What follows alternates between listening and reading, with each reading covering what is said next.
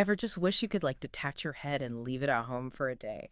Ugh, migraines, am I right? And it's so much more than just a headache. Yeah, tell me about it. It's like your whole body's out to get you, which is why today we're going full on detective mode to figure out why women seem to get the worst of it, like way worse. Right. It's a question a lot of people have.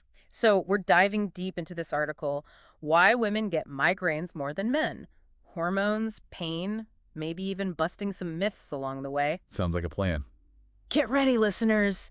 Things are about to get interesting. You know, it's kind of amazing how common migraines are, but there are still so many misconceptions floating around. Totally. Like, we're not talking about your run-of-the-mill tension headache here. This is a full-blown neurological event. Okay, so then what's going on? Why do women seem to experience these neurological events, as you call them, more often and usually way more intensely than men? Well, the article hits us with a pretty staggering statistic right off the bat. Gimme.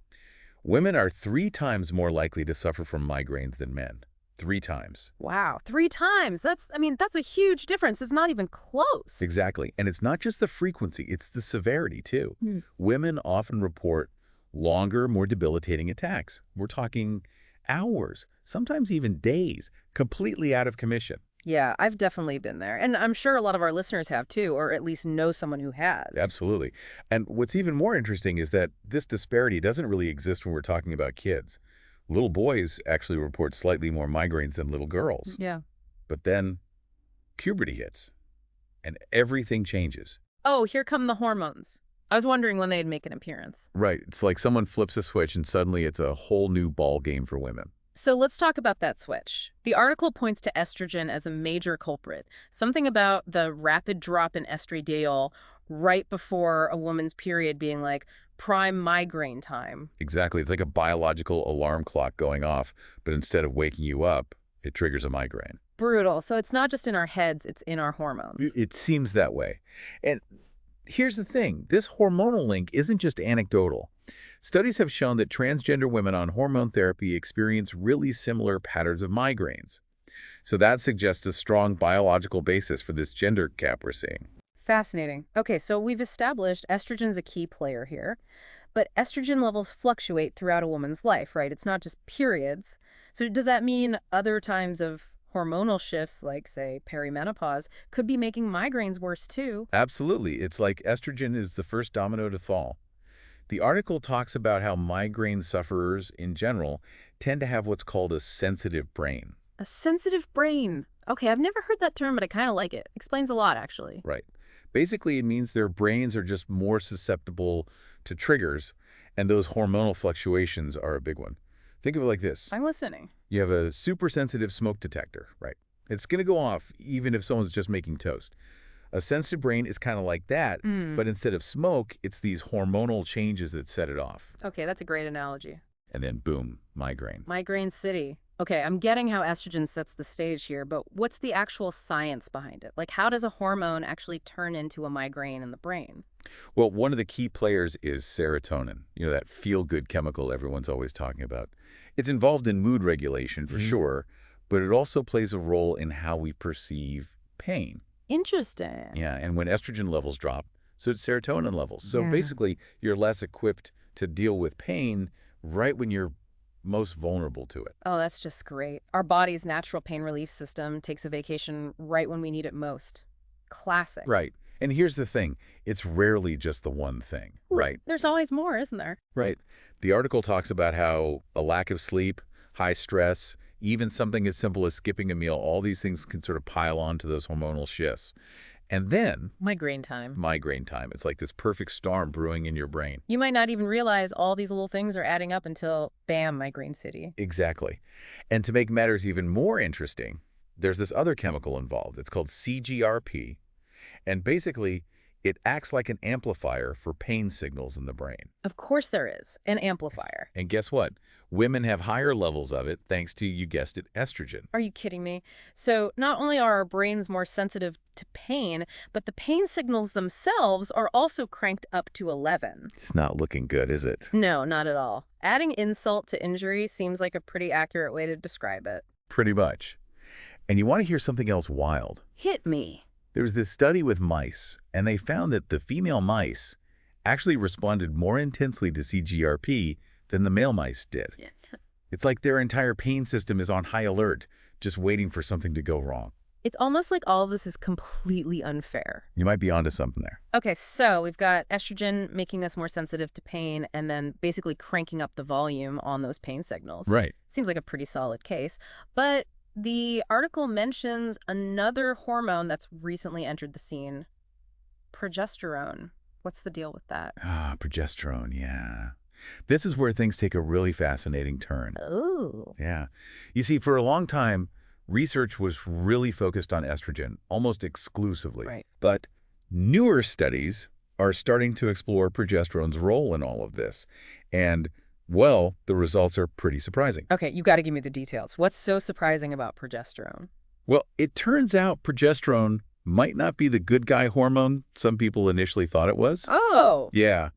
The article, it mentions this one study where researchers actually found that activating progesterone receptors in the brains of mice Okay. made them more sensitive to pain. Wait, seriously? Yeah. So instead of like counteracting estrogen's effects, it might actually be making things worse. That's what the research is Yeah, suggesting. a real plot twist. It really is. Yeah. And it kind of throws a wrench in our previous understanding of hormones and migraines, Yeah. but it also potentially opens up a whole new avenue when it comes to treatment. If we can figure out exactly how progesterone is involved, like what's the mechanism there, Mhm.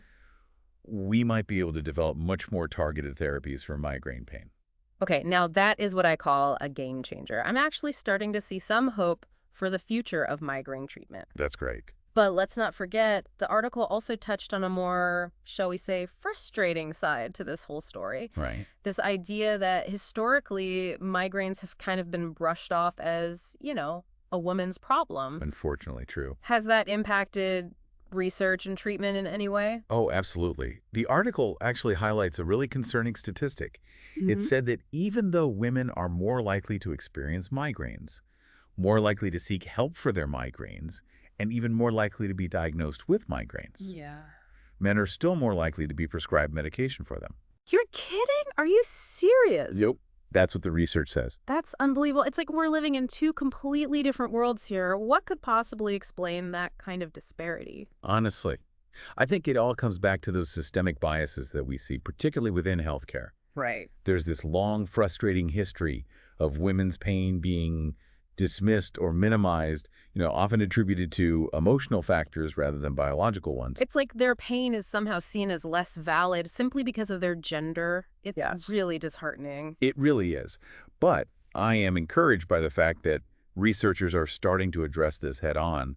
There's definitely a growing movement to kind of push past these really harmful stereotypes and really truly investigate the biological differences in how men and women experience pain. It sounds like we're finally starting to see a shift towards a more accurate and nuanced understanding of migraines. We are, and it's about time, frankly. We need to start approaching migraines with the seriousness they deserve, regardless of who's experiencing them. So we're seeing this really promising research on the biological side of things, Yeah, but then there's this whole other side of like bias in healthcare that we have to deal with too. absolutely. It's like we're at this turning point.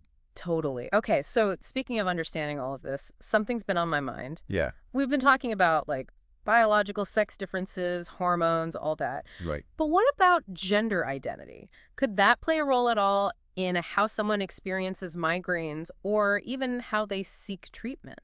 That's such an important question. And to be honest, it's something researchers are really just starting to look at. I mean, this article we've been discussing, it focuses on biological sex. Right. But it's crucial to remember that everyone's experience with pain is going to be different. For sure. It's complex. Gender identity, social support systems, even cultural background, all of these things can factor into how we perceive pain, how we cope with it, and even how we seek help. It really makes you realize just how much more there is to learn, not just about the science itself, but also the social and cultural stuff around pain. Absolutely. And that's why it's so important for healthcare providers to approach things, especially something like migraines that can be kind of invisible to others. Right. And empathy and a willingness to listen to what the patient is actually experiencing. I love that.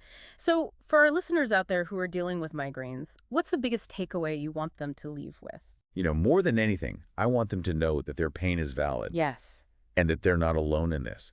Migraines are complex, but there's a strong biological basis for what people are going through, and we are learning more every day about how to treat them effectively. And don't be afraid to advocate for yourself. Absolutely. Find a healthcare provider who really understands migraines, stay up to date on the research, and never give up hope.